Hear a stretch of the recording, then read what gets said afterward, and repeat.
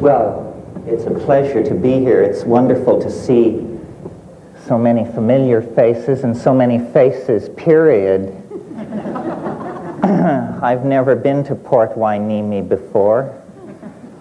Probably some of you feel the same way. But I've been doing a lot of traveling recently. I was in New York last weekend at the Open Center, and in Prague 2 weeks before that. So this is the end of a long season of traveling. I'm not home yet, but at least I'm in my own time zone.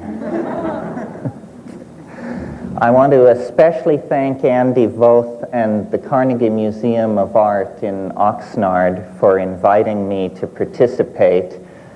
It represents a real commitment to free speech and First Amendment rights, I think, for an art museum.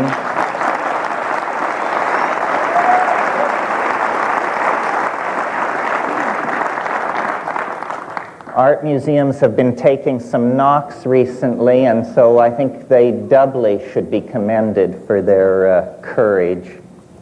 And I want to explain, as Andy mentioned, this is a benefit for Botanical Dimensions, which explains the double price over the ticket. All of this money will go to the preservation of medicinal plants with a history of shamanic usage. That is the special focus of our botanical garden in Hawaii. And before I start the formal lecture, I'd like to just say a little bit about that.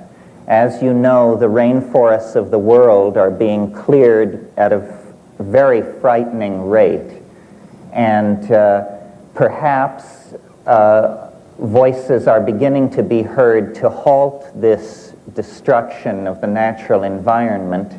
But whether it's halted or not, the destruction of the knowledge of native peoples concerning the uses of the plants in the rainforest, this is disappearing without doubt in the next 30 years because these people are moving into cities, taking jobs in the ordinary market economy, and thousands of years of accumulated folk medical knowledge is being lost. So the real world political work that Kat and I do is associated with Botanical Dimensions. We conceived it together many, many years ago, and then about 6 years ago, Kat took it over, put it on its official feet, made it a non-profit foundation, and has run it day to day since then with tremendous energy and efficiency. So I'd like to acknowledge Kat Mckenna here.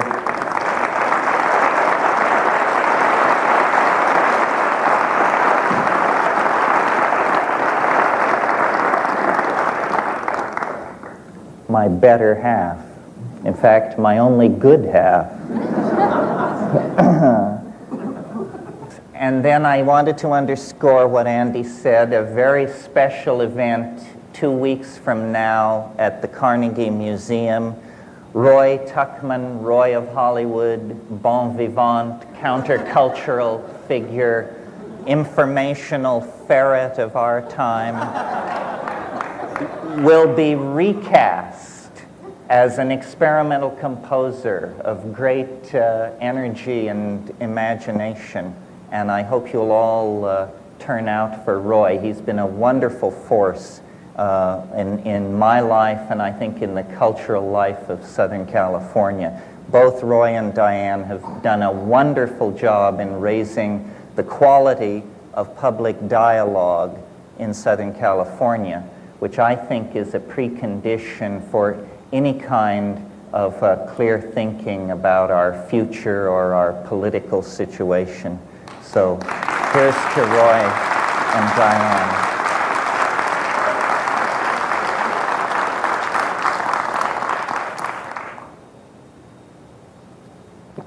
Okay. Well, the theme that unites these lectures is creativity and the techniques by which the artist can refine his or her vision, expand the vision, communicate the vision. And before I get into that issue, I thought I would talk just a little bit about my notion of creativity per se. What is it in and of itself? And when I think like that, of course, I cast my mind back to nature. Nature is the great visible engine of creativity against which all other creative efforts are measured.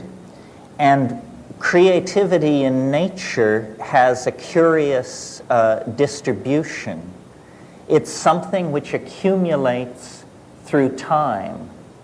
If we stand back and look at the universe, we see that at its earliest moments, it was very simple. It was a plenum. It was without characters or characteristics. It was what in Hindu mythology is called the Turaya, which is described as attributeless. And naturally, if something is without attribution, you can't say much about it. It takes a while for it to undergo a declension into more creative realms. And these creative realms are distinguished as domains of difference. The precondition for creativity is, I think, disequilibrium, what mathematicians now call chaos. And through the life of the universe, as temperatures have fallen, more and more complex compound structures have arisen. And though there's been many a slipping back in this process, over very large spans of time we can say that creativity is conserved, that the universe becomes more creative, and out of that state of creative fecundity, more creativity is manifest. So that from that point of view, the universe is almost what we would have to call an art-making machine, an engine for the production of ever more novel forms of connectedness, ever more exotic juxtapositions of disparate elements.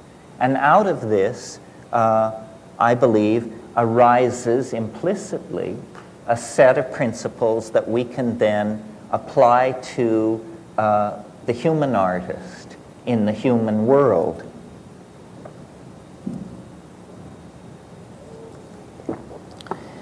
Nature's creativity is obviously the wellspring of human creativity. We emerge out of nature almost, and this idea I think was fairly present close to the surface of the medieval mind, we emerge out of nature almost as its finest work of art. The medieval mind spoke of the productions of nature. This is a phrase you hear as late as the 18th century, the productions of nature. And human creativity emerges out of that, whether you have a model of the Aristotelian great ladder of being or a more modern evolutionary view where we actually consolidate emergent properties and somehow bring them to a focus of self-reflection. Now, I'm sure that we couldn't carry out a discussion of this sort without observing that the prototypic figure for the artist, as well as for the scientist, is the shaman. The shaman is the figure at the beginning of human history that unites the doctor, the scientist, and the artist into a single notion of caregiving and creativity. And I think that, to whatever degree art over the past several centuries has wandered in the desert, it is because this shamanic function has been either suppressed or forgotten.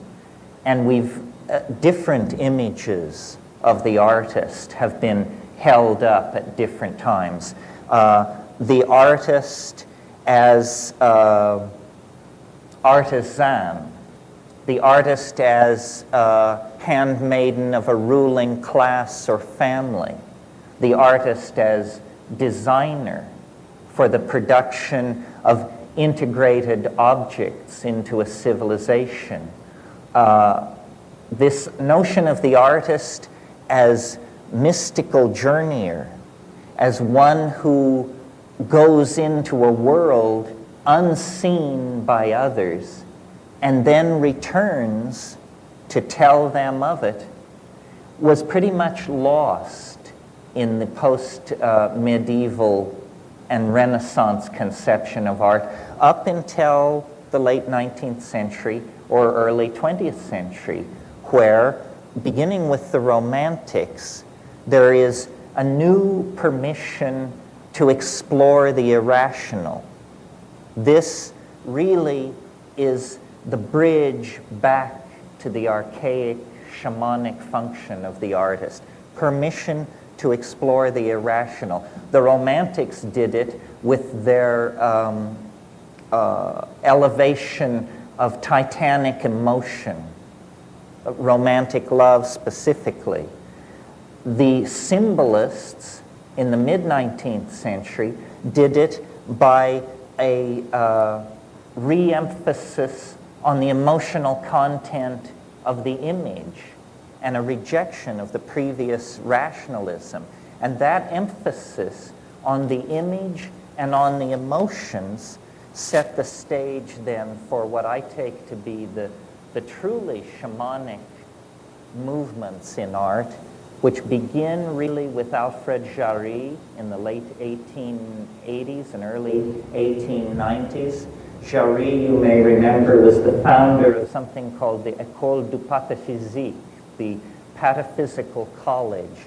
Jarry announced pataphysics is the science.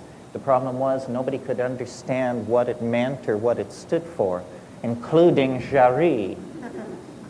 Jarry was tight with L'Entremont, who you may recall said, "I am fascinated with that kind of beauty that arises when a sewing machine meets a bicycle on an operating table." See, this was a true effort to bend the boundaries of art, to create new permission really for the unthinkable. And this, again, reinforces the shamanic function. What do we mean when we say the unthinkable? We mean the envelope of that which can be conceived. And for at least 200 years, the ostensible mission of the artist has been to test the conceptual and imagistic envelope of what the society is willing to tolerate. And this has taken many forms. The deconstruction of imagery that we get with abstract expressionism, going back into impressionism and the pointillists, or the permission for the irrational imagery of the unconscious, surrealism, and German expressionism make use of this permission. Always the idea being to somehow destroy the idols of the tribe, dissolve the conceptual boundary of ordinary expectation. Well, in order to do this, it seems to me there is a precondition for the creation of art, which I call understanding. And I don't mean this in an intellectual sense. I mean it in the sense that Alfred North Whitehead intended when he defined understanding as the apperception of pattern as such. As such.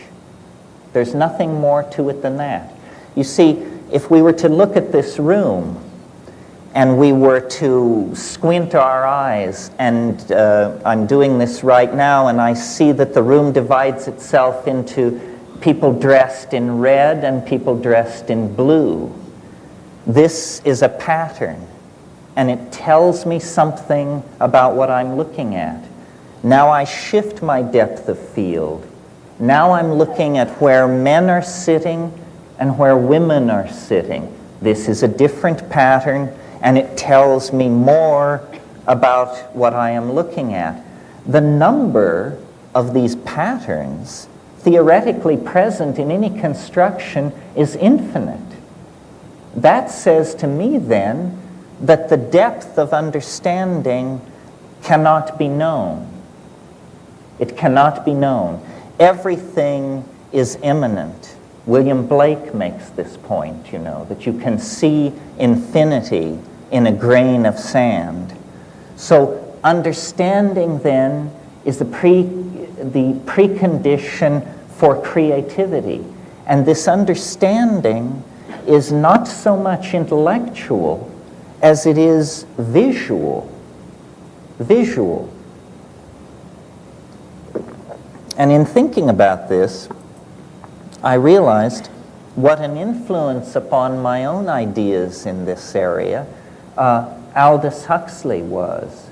Not the Huxley that we might ordinarily associate with my concerns, the Huxley of the Doors of Perception and Heaven and Hell, but the Huxley of a very modest book that he wrote in the early 50s called The Art of Seeing.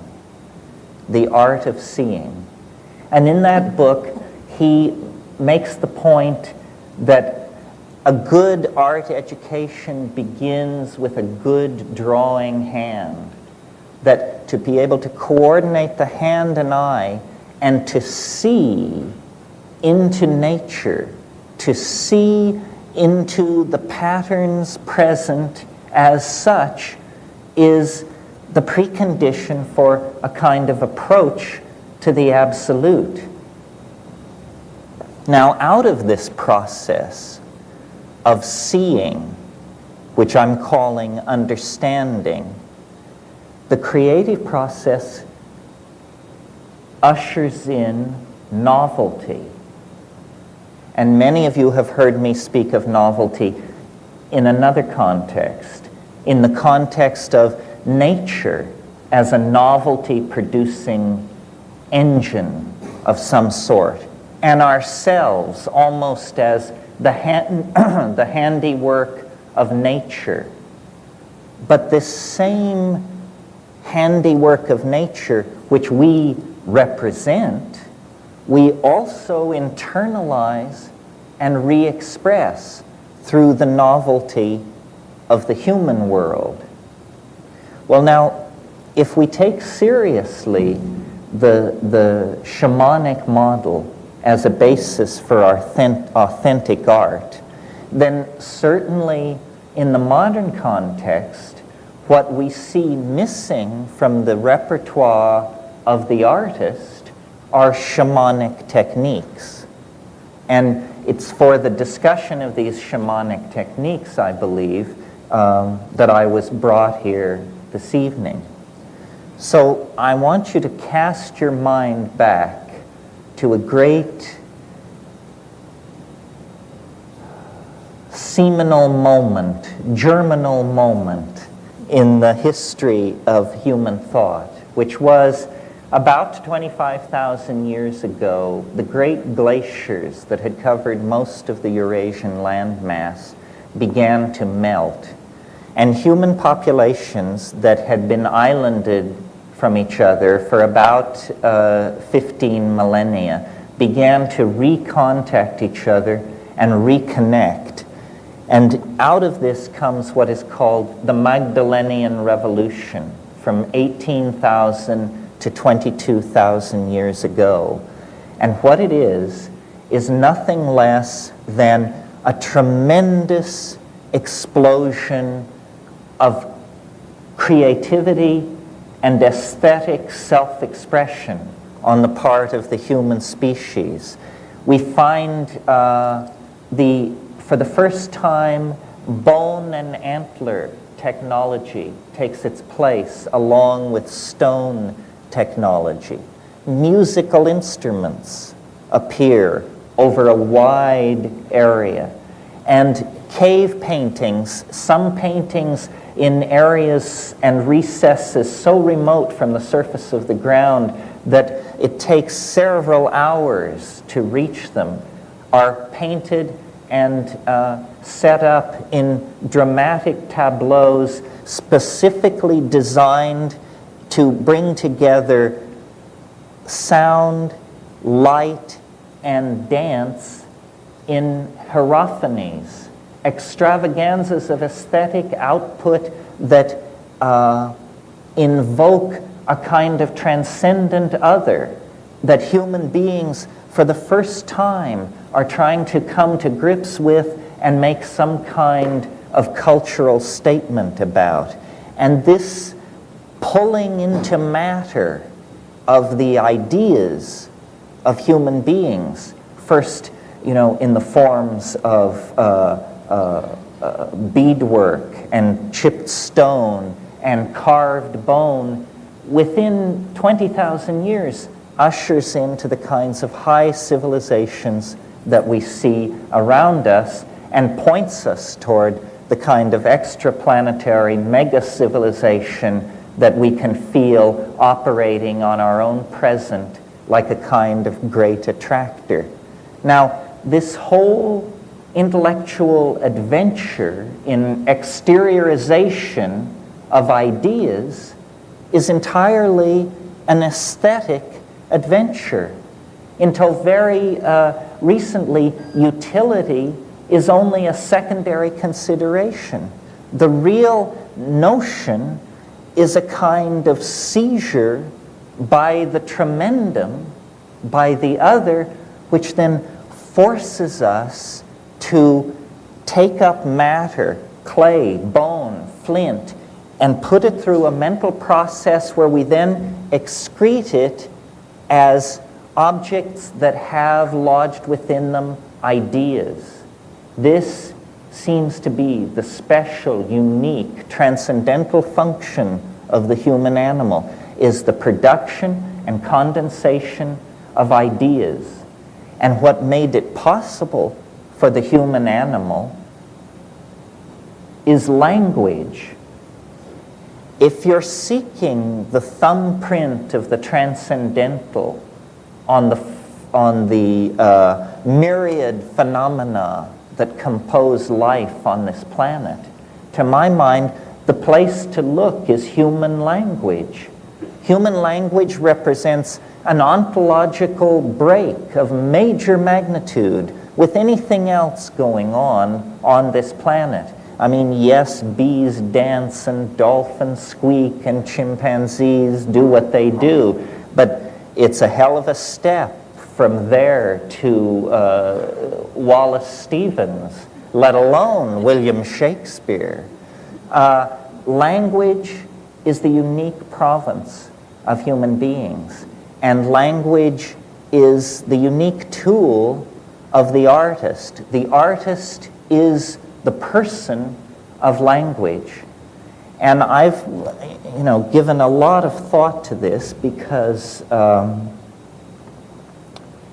the work that I've done with psilocybin mushrooms and the observations of psychedelic plant use in the Amazon centered around ayahuasca lead me to the conclusion that it is the synergy and catalysis of language that lies behind not only the emergence of human consciousness out of animal organization, but then its ability to set a course for a transcendental dimension and pursue that course against all the vicissitudes of biology and history over 10 or 15,000 years.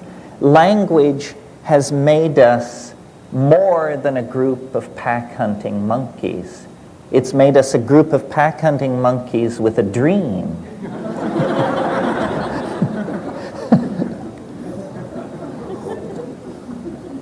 And the fallout from that dream has given us our glory and our shame, our weaponry, our technology, our art, our hopes, our fears. All of this arises out of our own ability to articulate and to communicate with each other. And I use this in the broadest sense. I mean, for me, the glory of the human animal is cognitive activity, song, dance, sculpture, poetry, all of these cognitive activities. When we participate in them, we cross out of the domain of animal organization and into the domain of a genuine relationship to the transcendent. As you know, shamans in all times and places gain their power through relationships with helping spirits, which they sometimes call ancestors, sometimes call nature spirits, but somehow the acquisition of a relationship to a disincarnate intelligence is the precondition for authentic shamanism. Now, nowhere in our world do we have an institution like that we do not consider pathological, except in the now very thinly spread tradition of the muse, that artists, alone among human beings, are given permission to talk in terms of my inspiration, or a voice which told me to do this, or a vision that must be realized. The thin line, the thin thread of shamanic descent into our profane world leads through the office of the artist. And so, if society is to somehow take hold of itself at this penultimate moment, as we literally waver on the brink of planetary extinction, then the artist, like Ariadne following her thread out of the labyrinth, is going to have to follow this shamanic thread back through time. And you know, one of the most disempowering things that has been done to us by the male-dominant culture is to brush out our footprints into the past. We don't have a clue as to how we got here. Most people can't think further back than the first Nixon administration, let alone, you know, the arrival of the Vikings, the fall of Çatalhöyük, the melting of the glaciers, so forth and so on. We have been disempowered by a rational tendency to deny our irrational roots, which are a kind of embarrassment to science, because science is the special province of the ego, and magic and art are the special province of something else. I could name it, but I won't. It prefers to be unnamed, I think. So, how seriously then are we to take this, I'll call it an obligation, to follow the shamanic thread back into time? Well, I think that it is a matter of saving our own souls, that this is the real challenge. You know, I love to dig at the yogins by saying nobody ever went into an ashram with their knees knocking in fear over the tremendous dimension they know they were about to enter through meditation.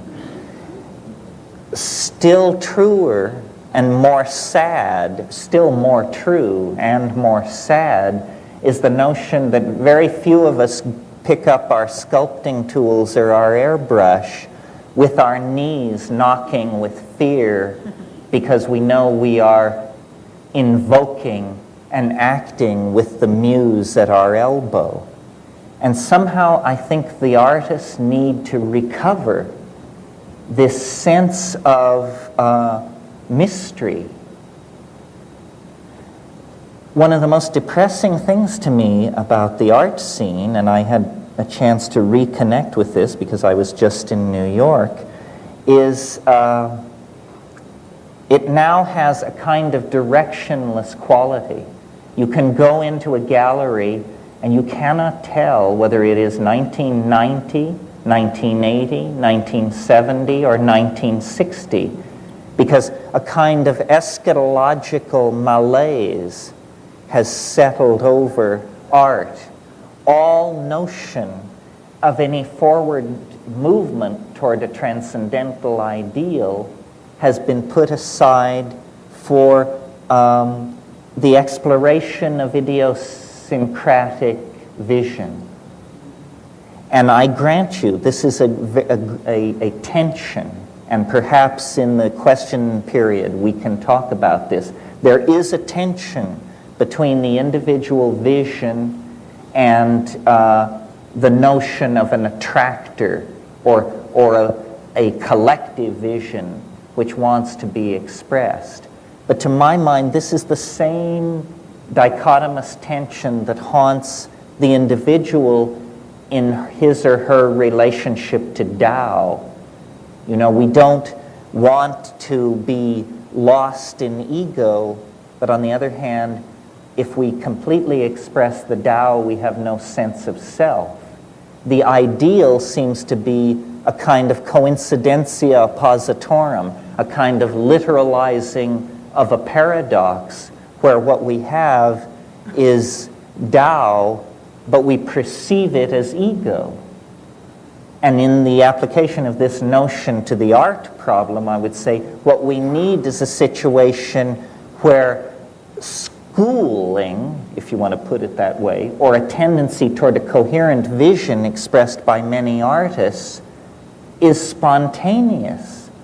Each artist imagines that they are pursuing their own vision, yet obviously they are in the grip of an archetype which is rising through the medium of the unconscious. Now, the last time we saw this in American art was in abstract expressionism, which was probably in terms of the values, in terms of tension and the amount of emotional gain between one artistic moment and another. The break between abstract expressionism and what preceded it was the most radical break in American art in this century. Abstract expressionism actually carried us in to a confrontation with what the quantum physicists were telling us, that the universe is field upon field of integrated vibration, that there is no top level, there is no bottom level, that the ordinary structures of provisional space-time are simply that if we can rise out of the human dimension, then we discover these larger, more integrated dimensions where mind and nature somehow interpenetrate each other. A vision like that, a coherent vision, has yet to announce itself here in the post-history, pre-apocalypse phase of things. Well,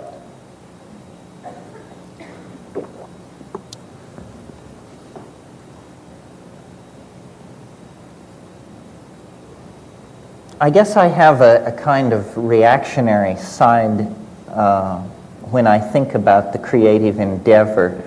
I believe that the psychedelic experience, as encountered by each of you in the privacy of your own mind, or as encountered by a pre-literate society somewhere in the world, that psychedelic experience is in a way the Rosetta Stone, not only for understanding the encryption that our own lives represent each to ourselves, but it's also a Rosetta Stone for uncoding the historical experience. Art is this endeavor to leave the animal domain behind, to create another dimension orthogonal to the concerns of ordinary history.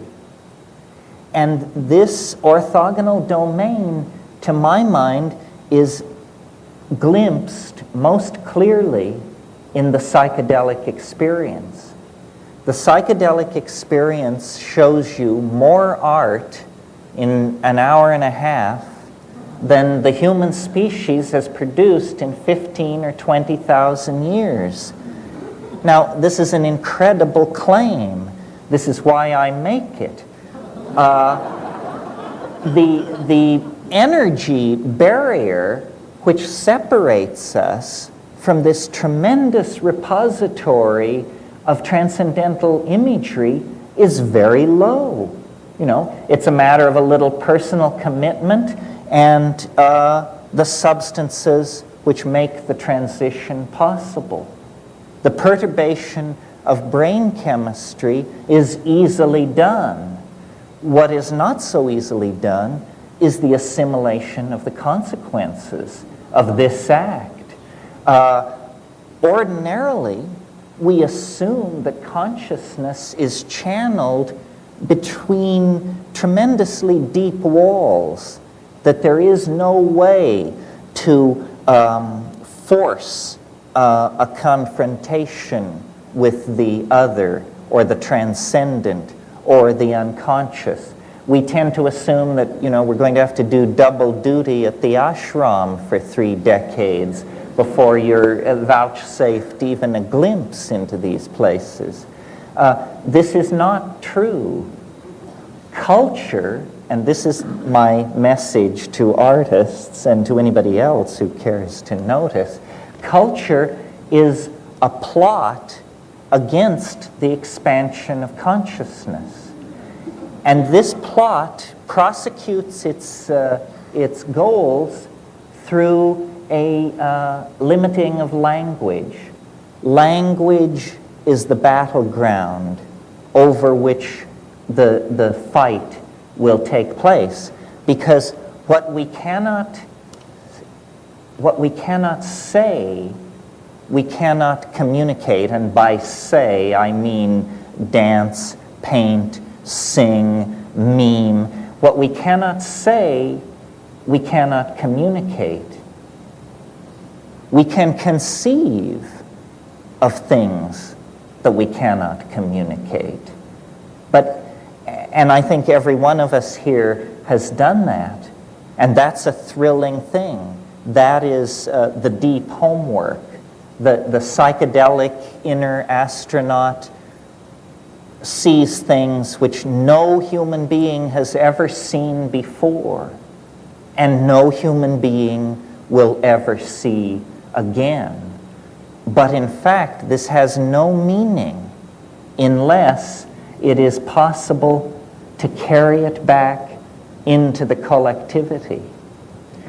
And what motivates me to talk to groups like this is the belief that we do not have centuries of gently unfolding time ahead of us in which to gently tease apart the threads of the human endeavor and create a bright new world.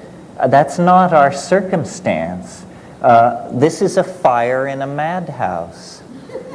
And to get a hold on the situation, I think we are going to have to force the issue.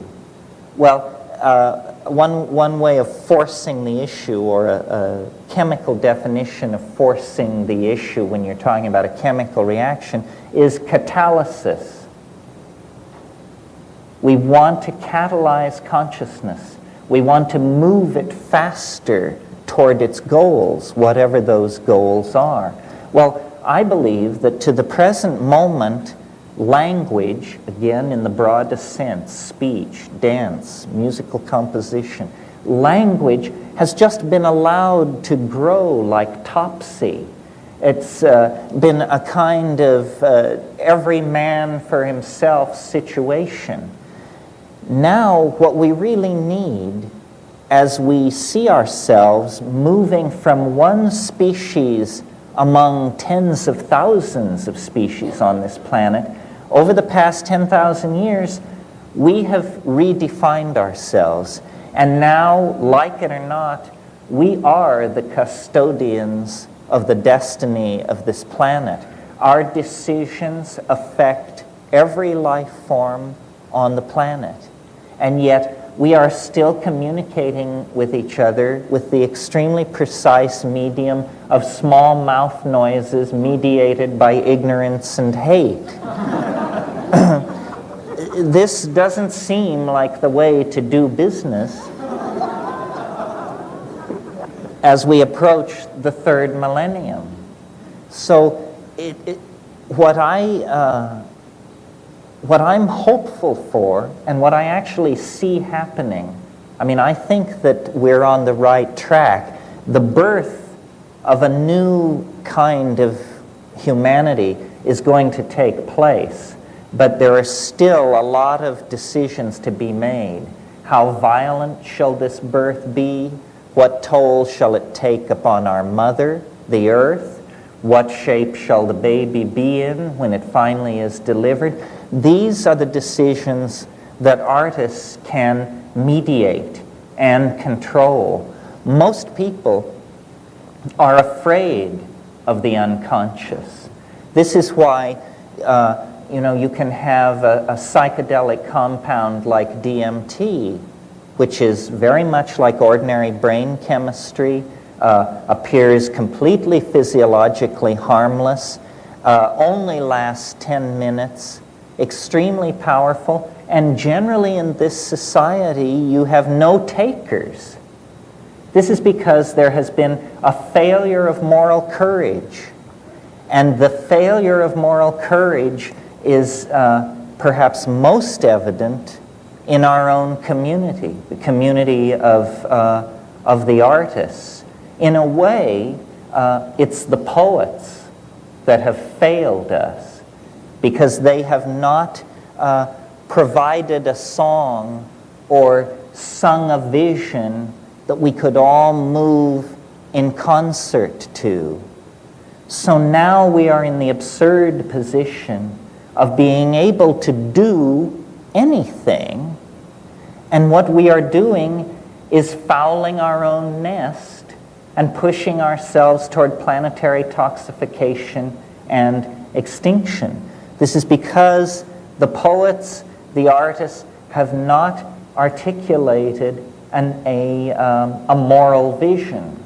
The moral vision must come from the unconscious.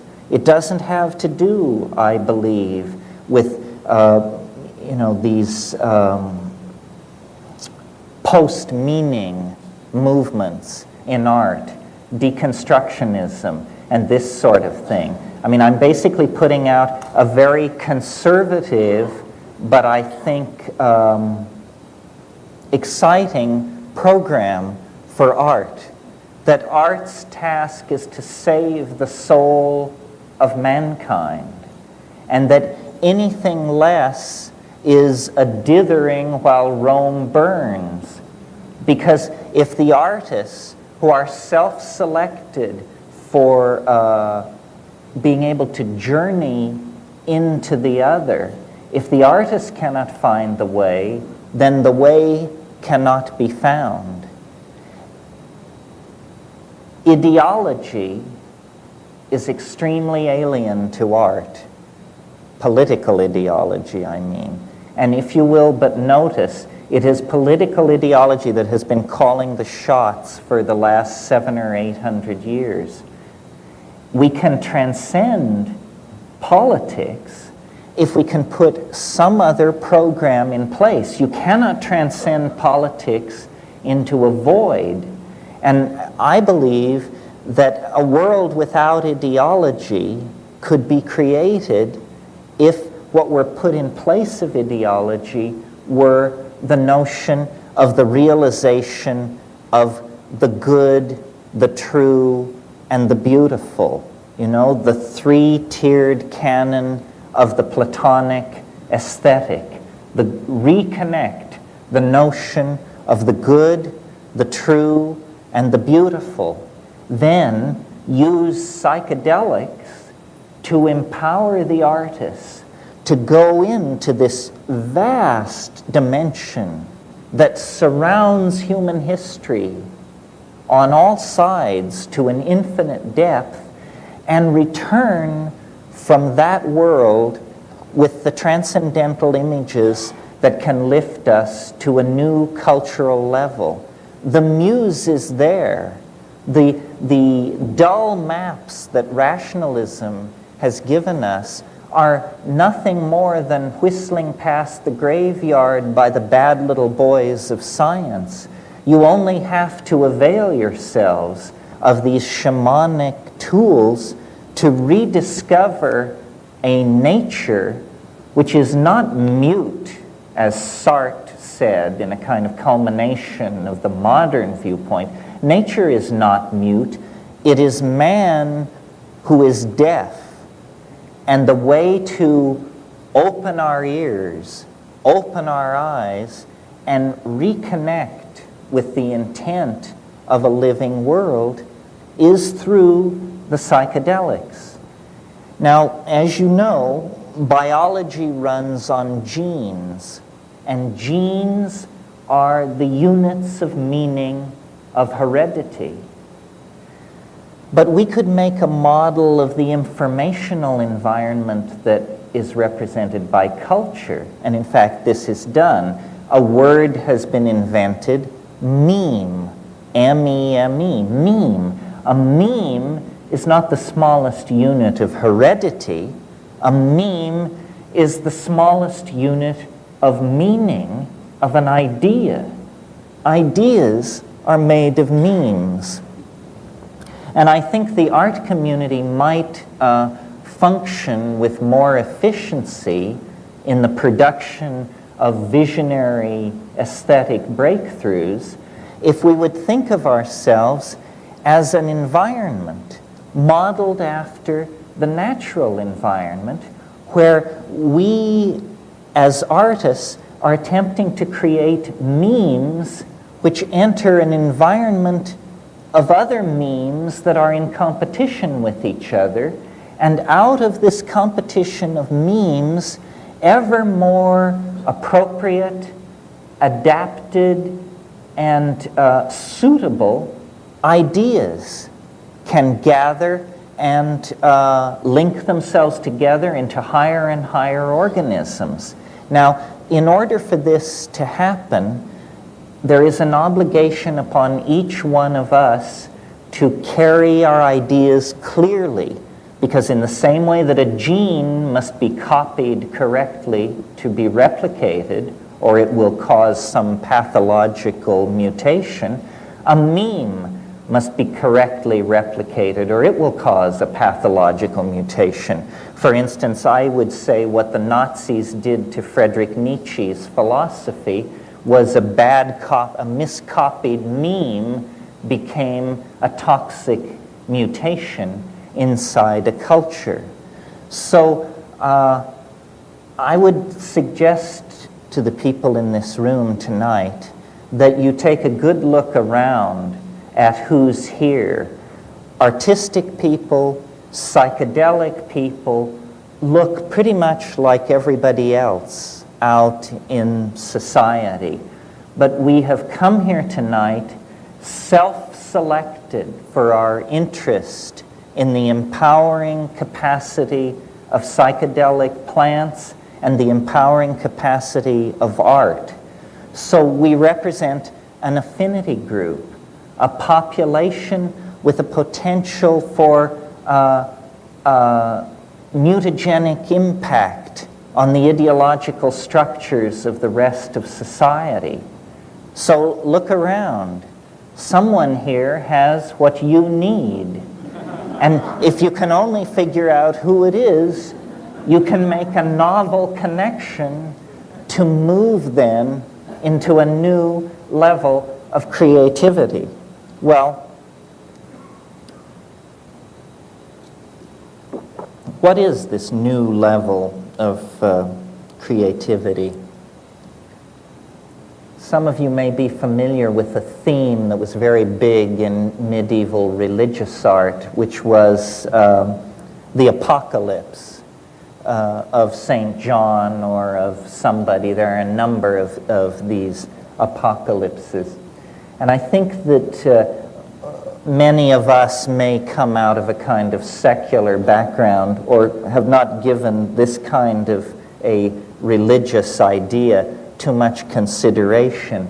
But my idiosyncratic conclusion, based simply on trying to be honest about the content of the psychedelic experience, is that human history really is on a collision course with a transcendental object of some sort. It is not going to be business as usual into the endless unfolding confines of the future. The very fact that human history is occurring on this planet, the very fact that a primate has left the ordinary pattern of primate activity and gone into the business of running stock markets and molecular biology labs and art museums, indicates to me the nearby presence in another dimension of a kind of hyper-organizing force, or what I call the transcendental object. And I believe that this transcendental object is casting an enormous shadow over the human historical landscape. So that if you're back in ancient Judea, you have an anticipation of the Messiah. If you are at Eleusis, at the height of the practice of the Eleusinian mysteries, you have an anticipation of the dark God. These anticipations of an unspeakable, transcendent reality that are always clothed in the assumptions of the individual artist and the society in which he or she is working are in fact genuine, and that you don't have to give yourself over to fundamentalist religion to connect with the fact that human history is an adventure. And this adventure has a number of startling reverses and sudden plot shifts that are very difficult to anticipate, and that we are coming up on one of those. The civilization that was created out of the collapse of the medieval world has now shown its contradictions to be unbearable. And though no one of us knows what the shape of the new civilization will be, somehow in the singing of the ayahuasca songs in the rainforest, in the tremendous hypermetallic transcendental off-planetary flash of psilocybin, in the teaching of the self-transforming machine elves that seem to dwell in the DMT dimension, we see that the ordinary linear expectations of history are breaking down, and that the truth of the immanence of the mystery is breaking through all the structures of denial of the male dominator paradigm that has been in place so long. The way to make this birth process smooth, the way to bring it to a conclusion that will not betray the thousands and thousands of generations of people who suffered birth and disease and migration and starvation and lonely death so that we could sit here this evening, the redeeming of the human enterprise all lies then in helping this thing come to birth. And each artist is an antenna to the transcendental other. And as we go with our own history into that thing and then create a unique confluence of our uniqueness and its uniqueness, we collectively create an arrow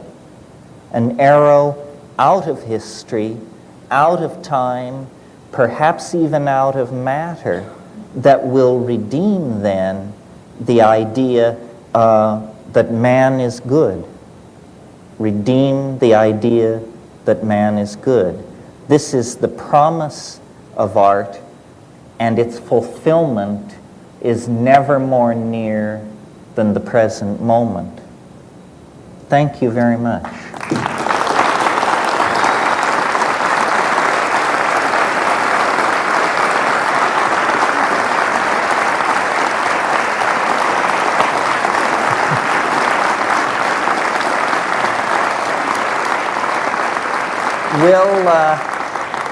I think we'll take a 10 or 15-minute break, and then we'll come back and you can have questions, and we'll do that for a little while. Thanks very, very much. Now I'm happy to take questions. Here.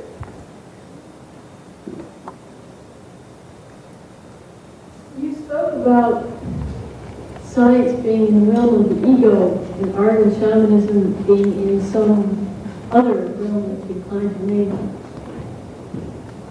My own psychedelic experience convinced me of the existence of that other realm, but I felt not enough sense of personal power to be that antenna that you're saying that artists can be, for bringing that to others, until I became convinced of the existence not only of me within that other realm, but that other realm within me.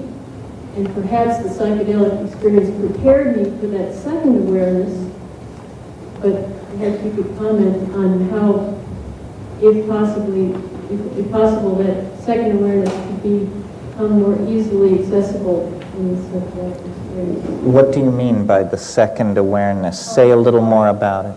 Of being aware that that other realm is something that's also very personal and... Well, yes, I mean, it seems it's a landscape that begins within the self and seems to extend into the world. I mean, one of the very puzzling things about the psychedelic experience is that it argues that we are not atomic individuals running around in some kind of society, but that if you actually drain the psychic water away, you'll discover that we're all connected at the roots, that it isn't a journey to another world, it's a journey inward to a world that is already present and there. The astonishing thing is how alienated we are from our own interior, from the interior world, to the point where we can hardly recognize it.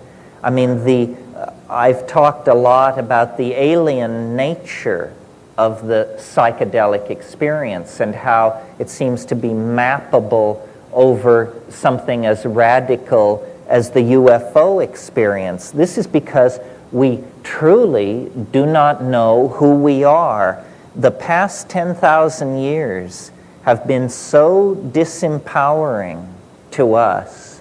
We are really like the children of a dysfunctional relationship. We don't know where we have come from. It's very hard for us to emotionally connect with the consequences of what we're doing. I mean, that really horrifies me, that this is a society that loots the future. I mean, the symbol of that is devouring of children. We literally, for our own comfort in the present moment, are making it very difficult for future generations to contemplate having anything approaching the level of resource availability that we have. And this kind of situation could not be tolerated if we had not gone through a tremendous series of traumatic, emotionally disemboweling experiences. You know, the Native Americans have a litmus test for all activity. Does it serve the children? And so much of what we do is so anti-future that it's almost as though the fundamentalist position exists to permit the destruction of the environment. I mean, this was perfectly encapsulated by this clown James Watt, who was Secretary of the Interior and said, we don't need to expand the national parks because Jesus is coming. I mean, this is a mentality so against the grain of the obvious that it has to be looked upon as pathological. Another question, here in the corner. Hello, Terence. How are you? I've known you for a long time, but you've never met me. I'm one of Roy's night people. And I guess I got to preface this remark in saying that I got about a $50,000 education and 3 degrees, college degrees in psychology, but I've never learned anything like I've learned from listening to Roy's show on KPFK.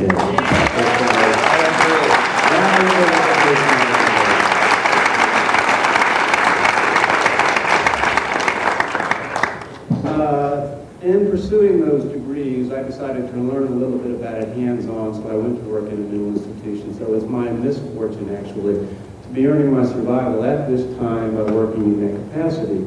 I would like to see psychology take a different direction, and I know that what you're talking about provides a focus in a direction for psychology to take, which I think would blow the lid off of things, so we would really get close to, I'm in total agreement that Freud and Jung discovered the psychonscious about 100 years ago, but they discovered it at 900 yards with a spyglass, like you said in Santa Fe.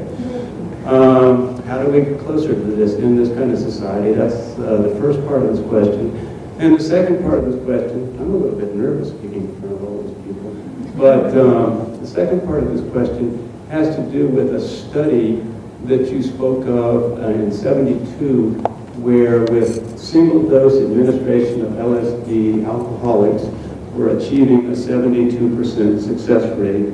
And I would like you to speak a little bit on the pro-psychedelic approach being an anti-drug approach.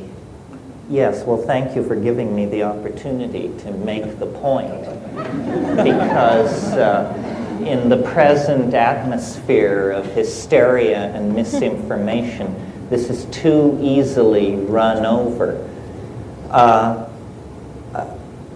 It is important to make the distinction that what has happened really is that the well of language on this issue of consciousness alteration, the well of language has been poisoned, where you cannot make any sense if you use the words that have been granted us to use. I mean, let's take the word drug. You know, we have a drug war, but as I drove into town, I noticed a drug store. Well, it's that we, with that compressed vocabulary, you can't make any sense at all of what's going on. So I think what we have to do is make an operational argument about drugs and say, what is it that society finds offensive about drug abuse? And then what does that have to do with psychedelics? Well, my own analysis of this is that what is offensive about drug abuse is a unconscious, repetitious, and demonstrably destructive pattern of behavior. And whenever you see someone behaving that way, everyone feels repulsed and brought down. And in fact, severe drug addictions are like this. But as a matter of record, this is what psychedelics make absolutely impossible. Number one, the notion of unexamined behavior. How can you have unexamined behavior if you take psychedelics? It holds you up into a blast furnace of self-reflection. It does not promote repetitious drug use. I mean, I consider myself a great fan of psilocybin, and if I can screw my courage to the sticking point a couple of times a year, I'm doing all right. I know someone who says DMT is their favorite substance. And when I asked them, when was the last time you did it, they said 1968. And it lasted 3 minutes. This is not a pattern of drug abuse, you see. So it's a matter of educating the public, and this is probably a good place for me to get a pitch in.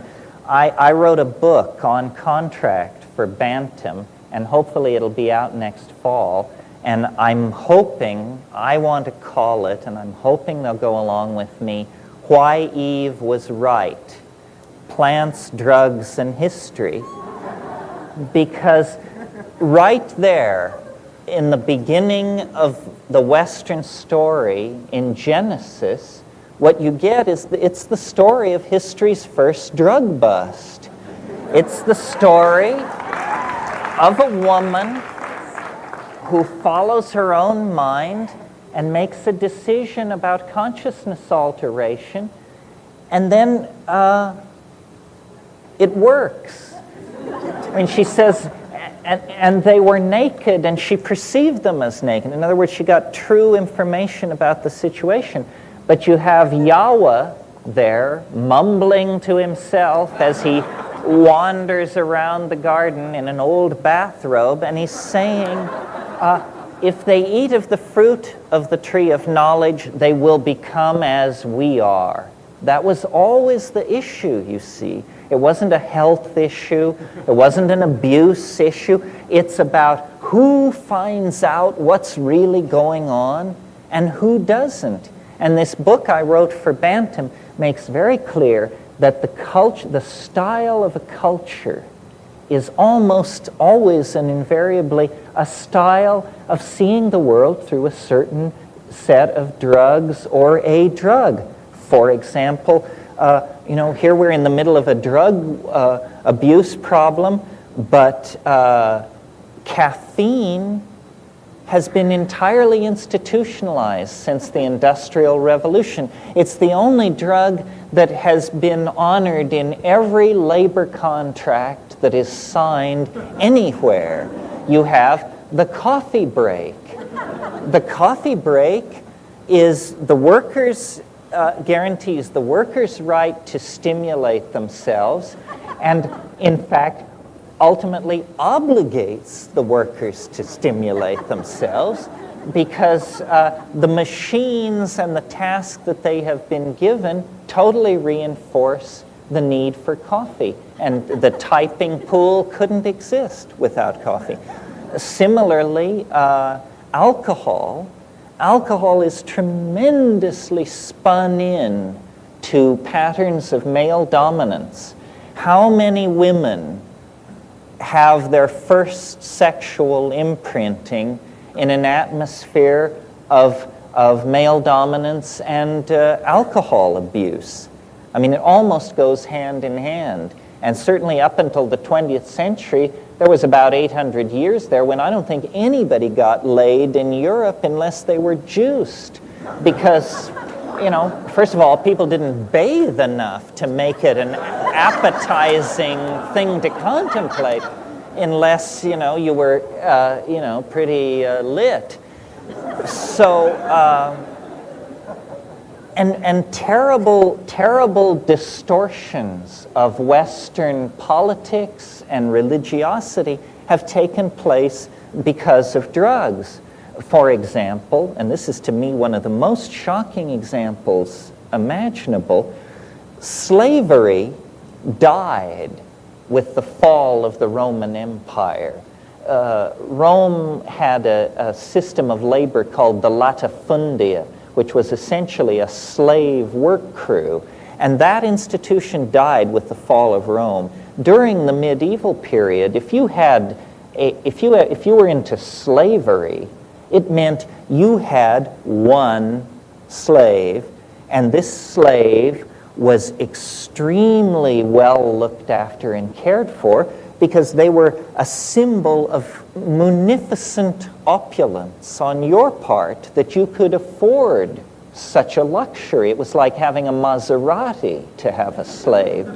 Well, then around 1400, before the discovery of America, in the eastern Atlantic islands of Madeira, they began experimenting with the growing of cane sugar. And it was fine, except that the sugar has to be boiled at 130 degrees, and no one would work around that. They discovered that they had to chain people to the cooking apparatus for the extraction of sugar. And they began bringing Africans to do this. And they not only reinvented slavery for the deliberate production of sugar, which was utterly unnecessary to the diet of Europe. I mean, there hadn't been a ton of sugar imported into Europe in the previous 1,000 years. And suddenly, they felt this tremendous need for sugar, and they reinstitutionalized slavery with the added insult that for the first time, a particular race was singled out as being somehow made for slavery. And this is the beginning of black xenophobia on the part of Europeans, the association with the sugar trade.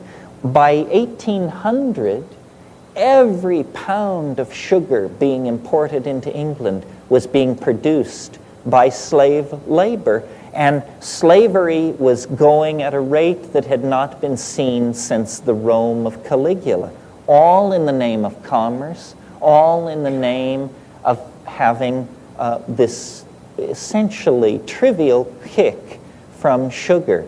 So it's really important to educate ourselves as to what constitutes a drug and how drugs are legislated against and suppressed or promoted and advertised entirely according to whether they fit into the agenda of the reigning model of culture, whatever that may be. Yeah, here. Yes. Who are the shamans of art that you share with us as a model? Of our times, you mean? Well, times that we associate with, we're familiar with. Oh, good. So within the 20th century, the great art, the great shamanic artists. Models. Well, it's just an opportunity to list a bunch of prejudices, obviously. Certainly the Grateful Dead seem to me to be, nobody's done it longer, better than they have. And rock and roll generally is an extremely powerful form of shamanic performance. When I look over the 20th century, James Joyce, for what he did for language, the permission he gave to make language a living object. Jackson Pollock is a great personal hero of mine. Here was a boy from Cody, Wyoming, who managed to cut his way to the heart of the New York art world. To my mind, he was the abstract expressionist par excellence, and the high waters of American art have never reached higher than that. Bob Dylan, the Rolling Stones. Maybe these aren't the answers you expected because these are such such movers of masses of people. Art doesn't have to operate on that huge scale. I mean, art can be extremely intimate. But shamanic art that moves us to a sense of the transcendental, there's been too little of that in this century. Not since the Surrealists has there been a movement with the stated goal of carrying people into an unimaginable world. And I have a lot of respect for the Surrealists, especially Max Ernst. I think Ernst's career was broad and deep over a long period of time. The art that excites me now is the art of the moving image. I'm a little impatient with gallery art because so much of it has become the handmaiden to the interior decorating business. And that was never the intent, you know. The moving image, to my mind, is the connecting theme in the 20th century between art and dream and psychedelics. So film is the extremely powerful art form that emerges into its own in the 20th century. And film seems to me an anticipation of what is possible with psychedelics. I have great hope now for art produced by the interaction of human beings and computers. And crude as it is and controversial as it is, I think virtual reality will eventually have a contribution to make, but it's long in the future. The technologists have to perfect the medium, and then the artists have to work with it. My own favorite artists, which I don't offer as fulfilling that shamanic intent, but they're simply my favorites, are Vladimir Nabokov as a novelist. This is flawless stuff, emotionally, intellectually complete and hilariously funny. William Gibson's accomplishment in creating cyberpunk and envisioning a future so real that you can taste. This is a tremendous accomplishment. But I feel about art the way I feel about rock and roll, and the way I think most psychedelic people must feel, which is it's such pale stuff compared to what's out there. I mean, I feel like if we could open the sluice gates to the dimensions that we explore psychedelically, we would just be inundated by art. And as it is, we receive it in thimblefuls. How can we open ourselves up to this? Because I really believe that the art unites us. It dissolves the boundaries between us. It empowers us. It makes us a collectivity. You notice that the great overweening control structures, the government, for example, never communicates to us with images that are aesthetically pleasing, it always communicates with images that convey obligation, which is a downer in anybody's book. So somehow we have been the consumers of imagery when we should become the producers of it. And all the people in the 20th century who have made that work are serve to inspire in that direction. I don't know, there are so many of you. Is somebody in the back who's, oh, way up there?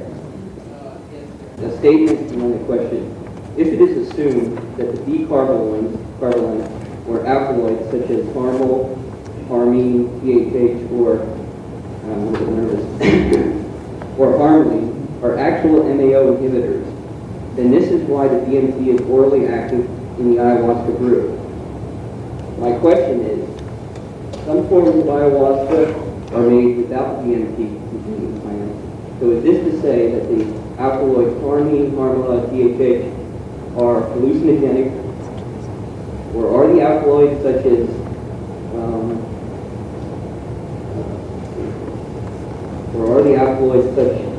just inhibiting the MAO from limiting serotonin and dopamine levels in the brain? I don't know if you follow that. No, I follow it. Okay. The question is, do I remember it?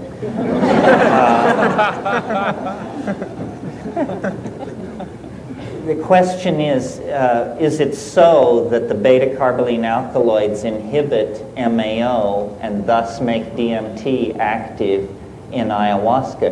And yes, this is not debatable. It's now secured by my brother several years ago. He published on this. It was always hypothesized that the beta-carbolines were MAO inhibitors, but then ultimately they proved it.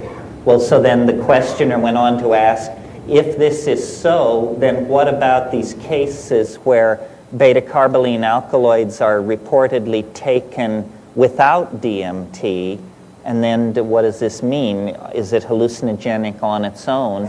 And the answer is harmaline is hallucinogenic by itself, but fairly close to the threshold of toxicity.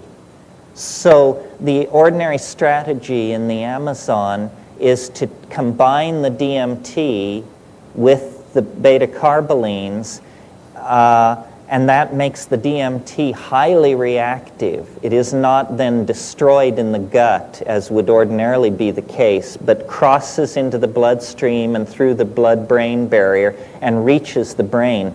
I think achieving hallucinogenic levels with beta-carbolines without DMT is probably a pretty unpleasant experience, although some of these deep jungle tribes do it. You don't want to get the idea that just because somebody lives way upriver that they know what they're doing. Manuel Cordova Rios, in his second book, The Rio Tigre and Beyond, talks about going on curare collecting and rosewood collecting expeditions to people of the Aguaruna Jivaro group and discovering that their ayahuasca was garbage, that they just didn't know how to make it, even though, you know, they were bare-assed Indians living off in the woods. And he showed them how to make it, and they practically made him a cultural hero. They said, you know, my God, we've been drinking swill for untold millennia, and you came and fixed us up. And this is a puzzling thing to us as outsiders, because we assume they're always going for the gusto, but sometimes not, you know. I mean, cultures have peculiar adaptations. This lady. Yes. You said that we're fouling the nest. Could we be evolving? You mentioned that we went from matter to object. Could we actually be going, or should we actually be going from object to energy? And when you say that art should save the soul, I would say that it should chronicle the soul. Pardon me, the last I part? would say that it should chronicle. It Not should saved. not save, but chronicle. Well, you touch on a very interesting point, one that I, in my own mind, am not clear about. Is it that we are to transcend this world and go into some titanic dimension of energy or spirit that we can scarcely imagine? Is that what this birth is? Is the only way we can grant peace to this planet is to turn ourselves into electrons moving in an ytterbium cube that we bury on the dark side of the moon? Is it something like that? I'm troubled by that because I would like to keep it all together. I would like to see us as a part of nature, but I'm not so uninformed concerning the historical adventure that I don't know that what is called Gnosticism is a very strong strain in the human animal, and especially in Western thought. And Gnosticism in its most severe form can be boiled down to the proposition that we are strangers here. We don't belong here. This is not our world. We come from a place made of light, and we will never rest until we return to it. Now, the problem with that formulation is it sets us up for tremendous discontinuity and unhappiness until we achieve that return to the realm of light. It's a kind of Faustian thing, you know. And yet, the other possibility, which I, as a co-founder of a botanical garden and a lover of nature, incline to, is, isn't there some way that we can make our peace with the earth? Isn't there some way that we can have our cake and eat it too? And I more and more, to my own discomfiture, conclude that there isn't. That the human adventure is a forward-going adventure. That we do close off options. We never again are going to be, you know, a small tribe of hunter-gatherers with our flocks on the plains of Africa, enjoying our mushrooms and our orgies at every full moon. Somehow, long, long ago, that option was cut off. Shucks.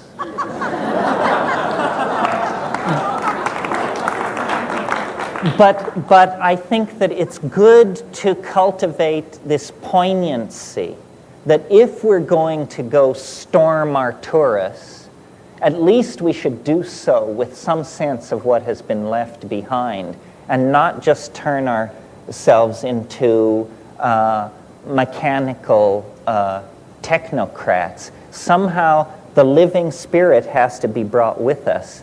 And this is really the high task for shamanism. How can we, who have always, as shamans, had a relationship to the spirits of the earth, of the waters, of the sky, if we are setting out for Alpha in Sagittarius or something like that, how can we do that and not leave our soul behind? You know, the Arabs have the belief that a man's soul can move no faster than a camel gallops. So if you drive in your Mercedes from Jeddah to Riyadh, you have to rest for a while so your soul can catch up. Well, I don't think we should leave our human soul behind. Somehow we have to internalize the entirety of the biological world if we are going to become a spacefaring species. Otherwise, we are going to get out there and discover that something vital was left behind. And this is a great tension between ourselves and the earth, between our destiny as an energy-using, dream-concressing, spacefaring, stormtrooper kind of species. I mean, that's all male dominance and male mentality talking. And the need to somehow fold that into a nurturing stance, a preserving stance, a stance that recognizes that the conservation of our archaic values is really our only hope. And those two things exist in a dynamic tension. This is maybe the issue that the artistic community can clarify, and that must be clarified before we can make a definitive step into the future. Right now, we're uncertain. Stewardship or angelhood, which shall it be? Maybe. I'll take one more question. Some poor soul over here. Yes, in the back. When I think of Superman, I think of a sexist, something that I never really wanted to embrace at all. I mean, so I would like to say, what is it me that I'm missing? That would explain why this vision is trying to bring forth for us to reconcile with Superman. Well, I don't really think of it as the Nietzschean Superman, but something you said. You know that poem by Yeats called Sailing to Byzantium? And there's this wonderful phrase in there. I'm not sure I can quote it perfectly, but it goes something like this. Once out of nature, I would be a thing of gold and gold enameling. Once out of nature, he means once he's dead. Once out of nature, I would be a thing of gold and gold enameling.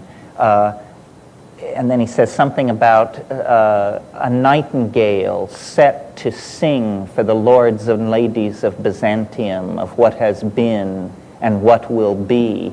But what it is, you see, is the image of the condensation of a quasi-mechanical object, the soul as object, as objectification.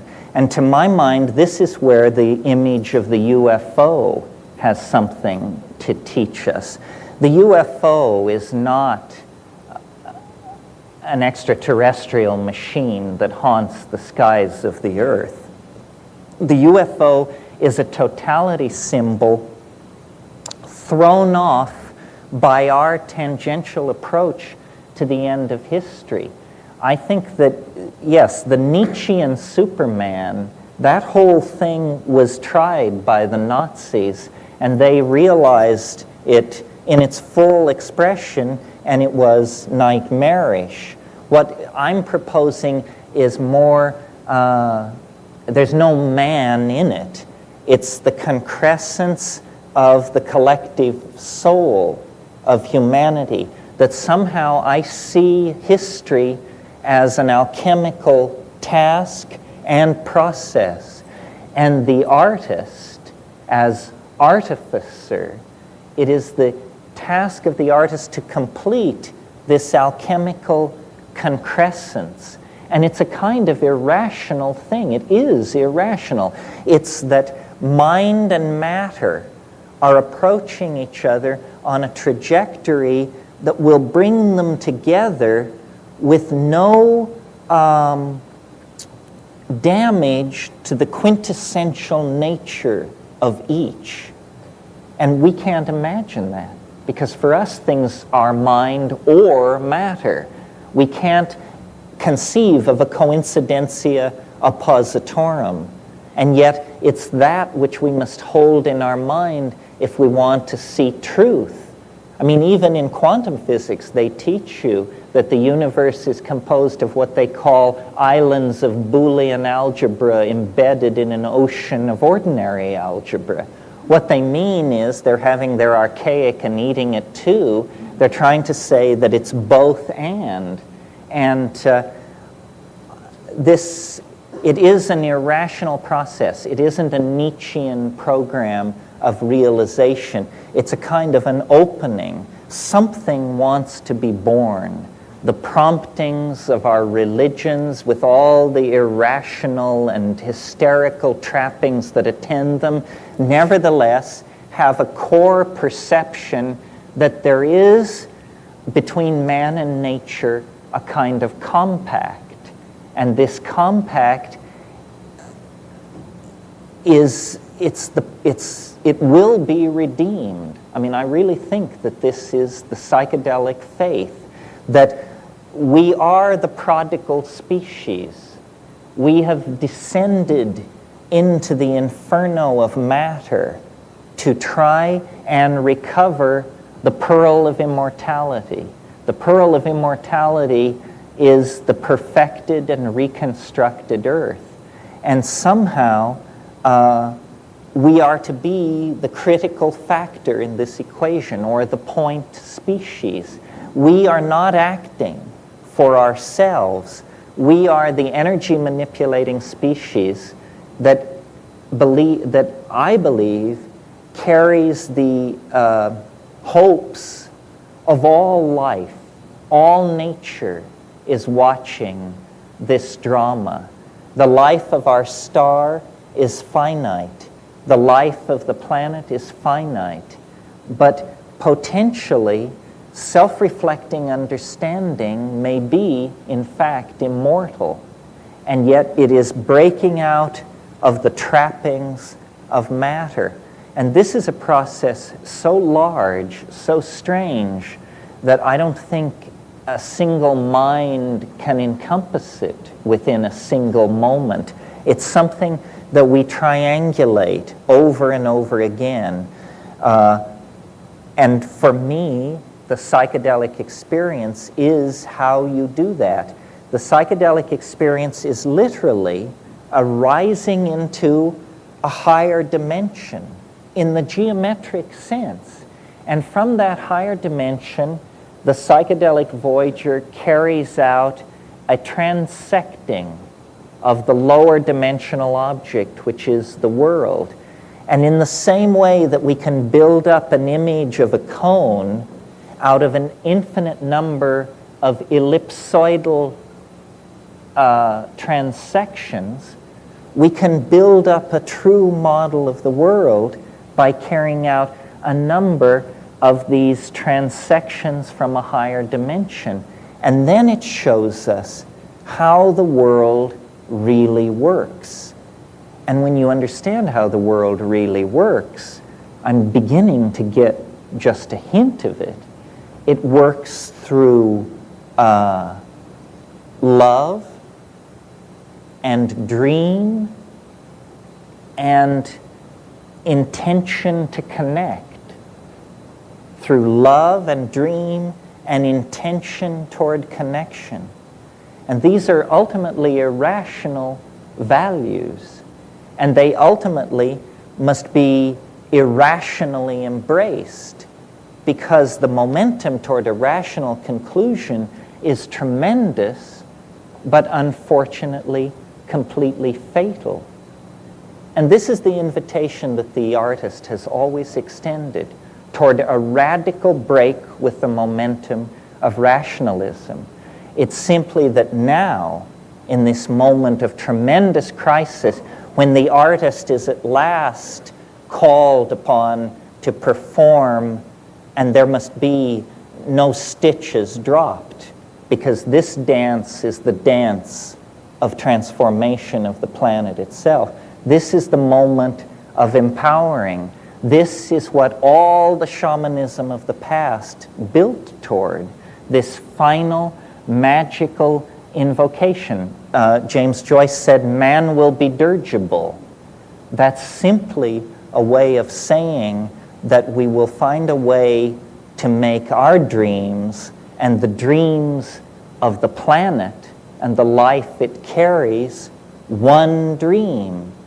And the way to do it is to reconnect up to the Gaian mind through the channels of communication that were always there, but that have not been really taken up since the late Neolithic. It's time for us to call home and you know how to do it. It's just a matter of having the courage to do it, to act, and then to have that empowering act spread back through the psychology of the planet. I am very optimistic. I think we are awakening to a new day from a long, long night of the soul, but it must be done collectively, gently, lovingly, and with a complete faith that we are an infant held in the arms of nature, that nature wants this to happen, that we are not an aberration. We are granted peculiar, but we are not an aberration. We are a necessary oddness to the completion of the whole. And this is our glory, and this is why we've been graced with self-reflection.